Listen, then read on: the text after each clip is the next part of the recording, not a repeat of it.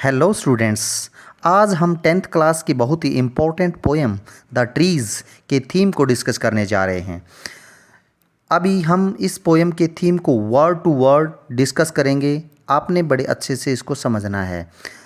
The poem the trees is written by Adrienne rich.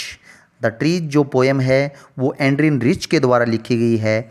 In this poem, इस poem में the poetess tells us, जो poetess है एंड्रिन rich, वो हमें बताती है दैट कि the trees are disappearing from the forest.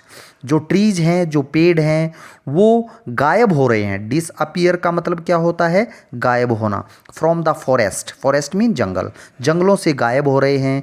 It is harmful for us, यह हमारे लिए हार्मफुल होता है, नुकसानदायक, हानिकारक। ये हमारे लिए बहुत ही हानिकारक है। Show it is essential, essential mean होता है आवश्यक। ये बहुत ही आवश्यक है, बहुत ही ज़रूरी है to plant more and more trees, कि हम ज़्यादा से ज़्यादा पेड़ लगाएं। द पोएटेस सेज, पोएटेस ने कहा है that forest is empty these days, कि जो फॉरेस्ट हैं, जो जंगल हैं, वो आजकल खाली हो गए हैं।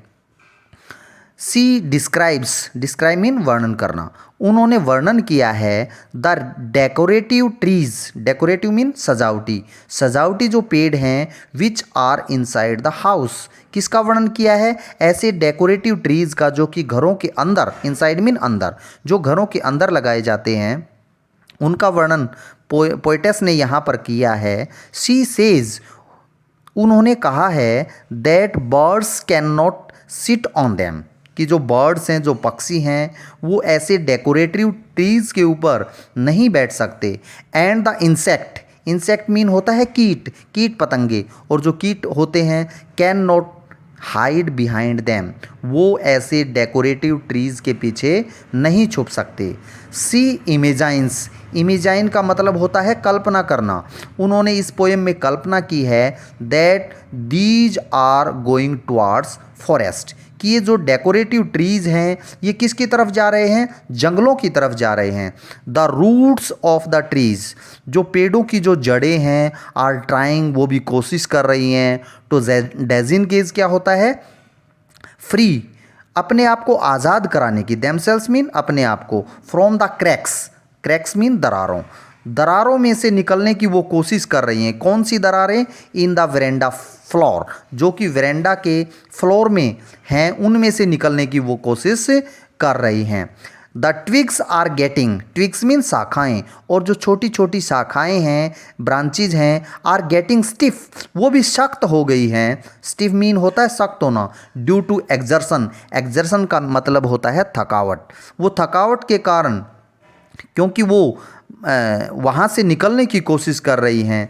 सी कंपेयर्स द ब्रांचेज, पोएटेस ने इस पोएम में कंपेयर मीन होता है तुलना करना, ब्रांचेज टहनियों की तुलना की है। किसके साथ?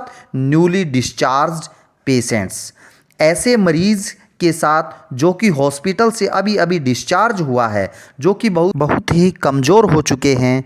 The poetess is seating in her room, poetess अपने कमरे में बैठी हुई है। राइटिंग लेटर्स, लेटर्स लिख रही है। शी सेज, उन्होंने कहा है, वो कहती हैं that the night is fresh and the moon is shining in the sky, कि वो रात बिल्कुल फ्रेश है और जो मून है, जो चंद्रमा है, वो शाइन कर रहा है, वो चमक रहा है आकाश में। The smell of leaves and lichen, और जो स्मेल है, जो सुगंध है पत्तों की, लीचन मीन क्या होता है? काई, पत्तों और काई की जो सुगंध है, is coming to her room, वो उसके कमरे तक पहुंच रही है, आ रही है।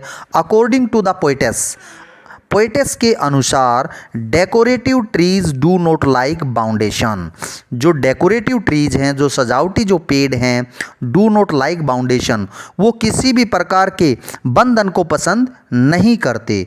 दे are trying to go outside the house, ऐसे वो पेड़, ऐसे वो डेकोरेटिव ट्रीज़, वो बाहर जाने की कोशिश कर रहे हैं, ट्राई कर रहे हैं। इस प्रकार से हमने इस पोएम